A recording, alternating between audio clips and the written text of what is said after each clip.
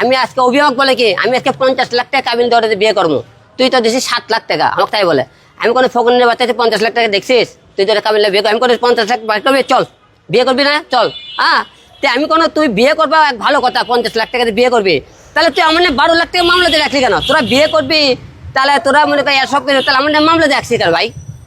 আর তোরা হলে তো বিয়ে করবি, তাহলে তোরা আমার ডিভোর্সটা তোরা কমপ্লিট করে তোরা মনে কর বিয়ে কর না। কে বিয়ে করার ডিভোর্স হয়ে গেলে আমার কেউ মেয়ের বেলার কোনো অধিকার থাকে ভাই? আপনি বলেন সে কার সাথে বিয়ে করবি না করবি, কিন্তু তোরা পরকীয়া করবি কেন? সামাজিক ভাবে কাজ কর, তাদের করে এই মামলা বিষয় তদন্ত দিছি, তারা তদন্ত করে তাদেরকে ব্যবস্থা নেবে। এবং সে আজকে ওই বাসায় আছে এখন বর্তমানে, তাদেরকে অবশ্যই আইনি লোক তুলে আসবে। আইনি লোক করছে তার কারণে এই রোগ আমাকে মারধর করছে। আর ওই এলাকার লোক যারা করেন, যারা বাসার মালিকরা সব করে ওকে রুমে আটকে রাখছে, যে অবৈধ কাজে হাতে নাতে ধরা পড়ছে, ওটা আটকে রাখছে। এখন সে বাসা থেকে বেরলে এলাকার লোক গণধুলে তাকে মারে ফেলে দিবি। এখন এই জন্য পুলিশ ওদেরকে থানা বাসা থেকে নিয়ে আসবে এখন।